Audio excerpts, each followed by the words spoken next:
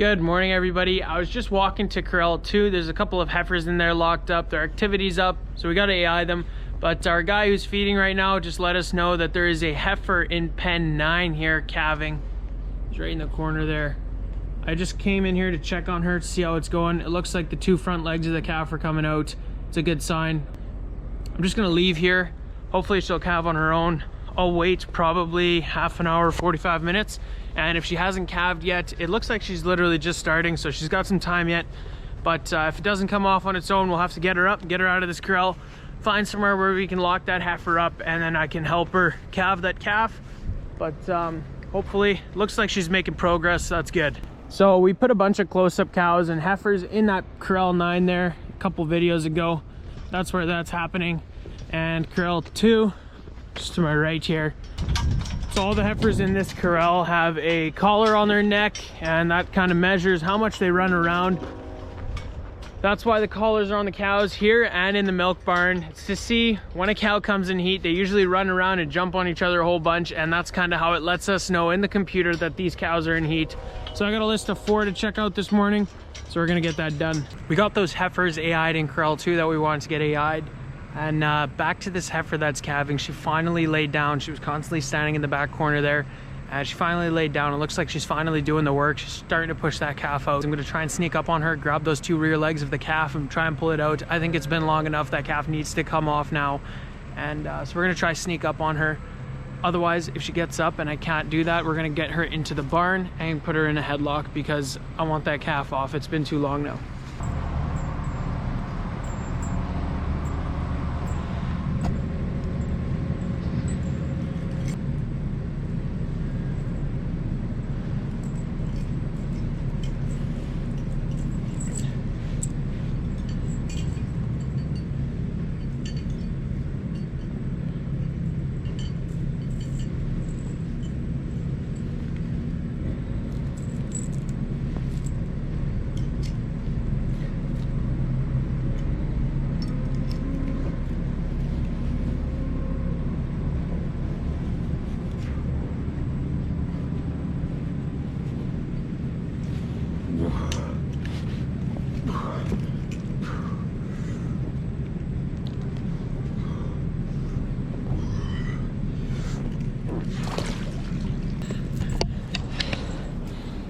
Oh, look at that little calf.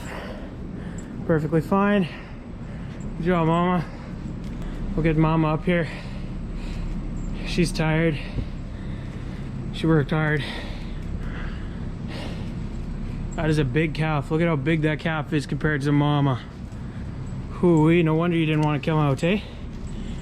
Let's see if it's a bull calf. Looks like it is pretty big. Wow, that is a heifer calf. That's insane. Well, good thing we pulled it off. Hopefully mama stands up here. Come on, girl. Maybe she goes and licks the calf off. Would be nice. Let's see what she does.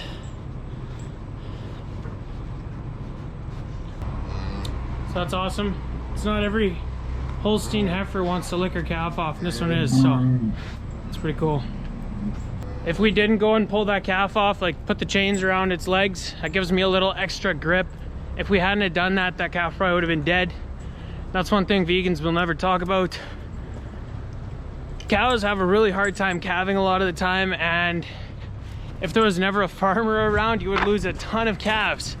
And since we saw that this morning, we kept an eye on it. That calf is still alive. So we're gonna grab that little heifer calf and put her in her pen, and then we're gonna put mama on that straw pack over there. Then she can get milk this afternoon.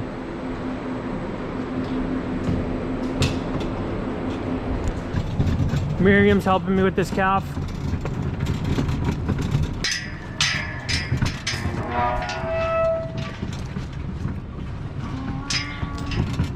So since it calved out in the corral there, we're just gonna put it straight into room 2 here.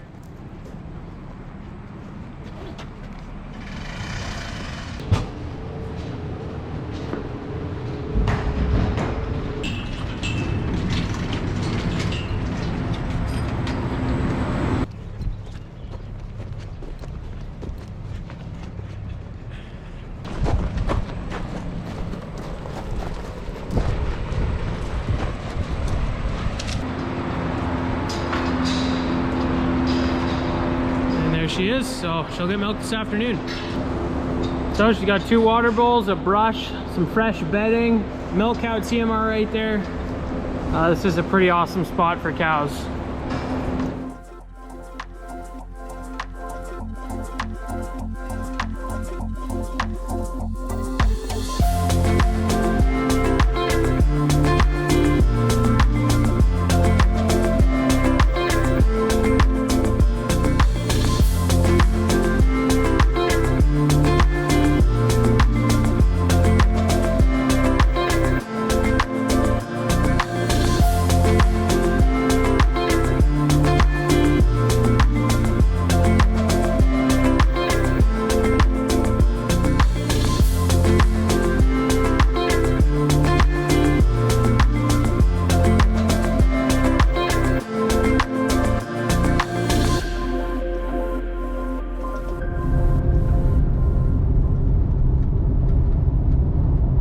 Well guys, we are heading to Saskatoon right now. I'm gonna take you guys along. I'm gonna head over to Factory Workwear. That's where I get all my working clothes. And we're also gonna go to Redhead, the Case dealership. We're gonna pick up a new fuel cap. The reason why I'm going to Factory Workwear to grab some new workwear, it's already October 3rd today, and we could honestly get a ton of snow and really cold weather pretty soon. Within a couple of weeks, it wouldn't be a big surprise if we got a ton of snow. So you want to be prepared. I need some new winter boots because last spring mine gave up. So I gotta get some new winter boots and a new jacket and some coveralls that are insulated and stuff. Just get ready. The last thing you want is for minus 45 or more, minus 50 degrees Celsius to show up and not being ready for it. So we're just gonna head to the city. We got a little bit of time this afternoon and grab all that stuff.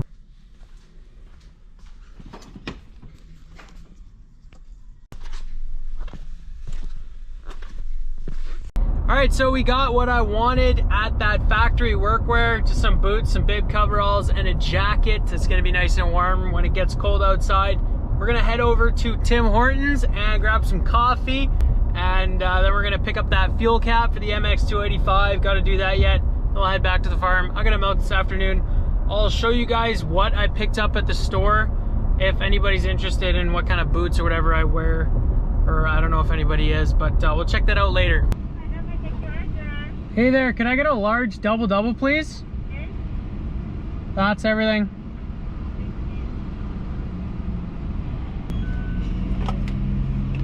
Thank you.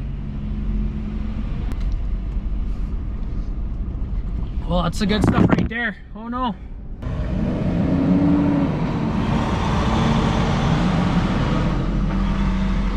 Imagine ripping around in this thing. Holy crap, that's a long trailer. Well guys, we got the gas cap here at Redhead. So 53 bucks, that's not too bad. I definitely thought I was in for a bigger bill when I forgot to put it on there and lost the lid, but hey, that's pretty good. I'm pretty stoked about that. Awesome, now we're gonna head back to the farm and milk some cows.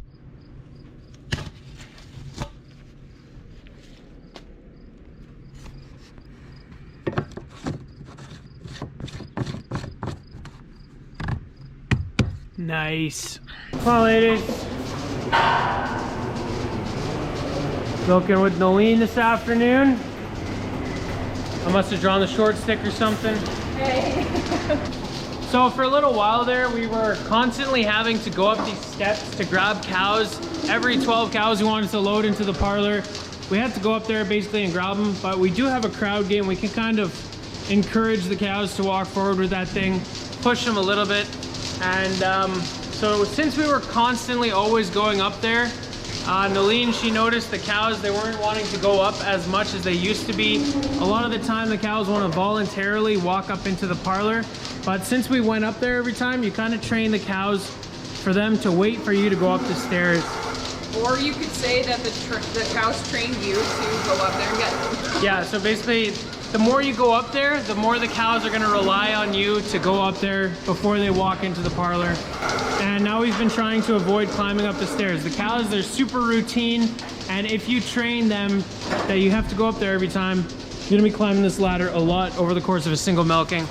So we've just been using the crowd gear a little bit more and trying to focus on that.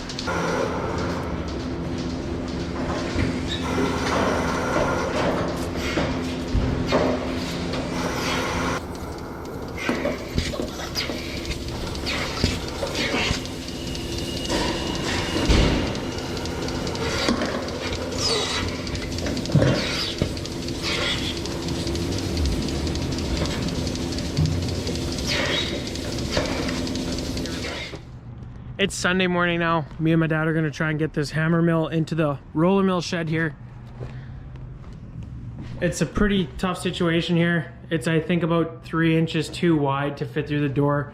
So we're gonna use the skid steer there, put a chain around the motor here and try and wiggle it in like that.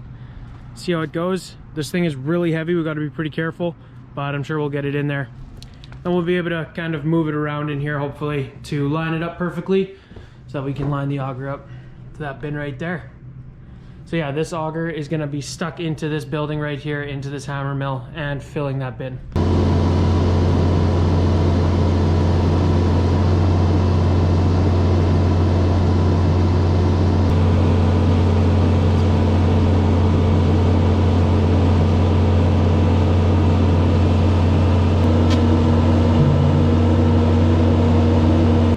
Awesome, so we got the hammer mill moved in here. Thing is insanely heavy. Like, this motor is so heavy, and then this thing's pretty heavy yet, so that chain was just buckling on the pallet forks, the skid steer there, but we got it in. We got it roughly lined up where we want it. It's kind of facing the bin over there. And good to have this thing in here. Now some electricians are gonna come in, they're gonna wire this thing up and put the auger into that bin over there, and then we'll be in business. We're also putting bigger motors on the feeding auger that's gonna feed this thing, the raw barley grain. And we're also putting a bigger motor on this auger as well. You can see that auger has a motor, this one doesn't, because we were gonna put a bigger motor on there. Just in the winter time, those electric motors, they start up really slow, really tough, especially when it's super cold out. So the bigger, the better, the more reliable it's gonna be. Me and Dad are now gonna put a bigger electric motor on top of this auger.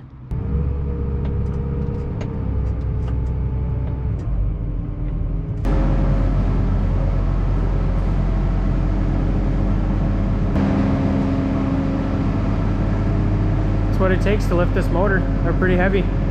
So I'm just sitting in the loader right now. It's kind of hard for you guys to see, but the motor's right there. My dad's up on a ladder, he's tightening that motor down. And now all the new motors that are going in this new feed mill setup here are all 3-phase motors, and all the old motors are single phase. So that's one nice upgrade. Apparently they work better or more reliable. So I got the motor up here. The bolts are tightened that hold the motor up here, but there's just a bunch of stuff to adjust to get this shaft lined up perfectly, so that once we put that pulley on there, it's going to be lined up nicely. So we just got to adjust some stuff, and it's going to be easier with the chain hooked up, and we can take a little bit of weight off. Moving it will be easier, and getting it lined up like that. So awesome. So we got this one tightened down so the motor won't slide back at all anymore, but we're going to leave the front and the front angle, because we'll first put the belt on there with the pulley, and then we'll adjust those. So these are the 3 items that we picked up today. Got some lined Carhartt bib coveralls. These kind of have a bit of insulation in there. They're gonna be pretty nice and warm. Then we got a Carhartt jacket. It's full swing apparently. You're gonna get a lot of movement out of your arms. It's not gonna feel like you got a big jacket on apparently. I don't know. Seems pretty nice. And then the winter boots that I always get are just the basic Dunlop winter boot. Nothing too special. It's got a steel toe in there, or a carbon toe in there. And they're super warm. This is what I wear when it's even minus 45 outside. Doesn't matter. These are always what I'm carrying. Now the fun part of the video, how much did all this stuff cost? How much does it cost to stay warm outside here when you're farming in Canada? You guys probably already saw the total in the thumbnail for this video, $715. That is insane. The boots were $239, so 240 bucks for just the boots. I can only ever do one winter with those before the seams split, but having cold feet sucks a lot. So, and then we got the jacket at 255 bucks. I don't know, hopefully that thing's gonna be pretty warm. It better be. And then the lined bib coveralls were 150 bucks. And then you slap tax on top of all that, and it brings you to $715, which is insane. That is an insane amount of money to spend on outdoor gear, but you never know what you're gonna have to do in the wintertime. If it's minus 45 degrees Celsius outside and a water bowl breaks down in the corrals, you gotta be out there fixing it. If it's that cold, you gotta put bedding in the corrals. You are gonna be standing out there for hours, standing still, getting cold, so you need to have good gear. And you can cheap out if you want, but you're gonna be paying for it all winter long out here. If you guys made it all the way to the end of the video, comment down below, cows need farmers. Why? because if our hired hand didn't see that cow calving, that heifer calving in the corral, and if we didn't go and pull that calf off, it probably wouldn't be alive right now. Probably would have been on there too long. But that is gonna be it for today's video. If you enjoyed, be sure to hit those like and subscribe buttons down below. Check out the Instagram @SassDutchKid, and I hope to see you guys in the next video. Thanks for watching.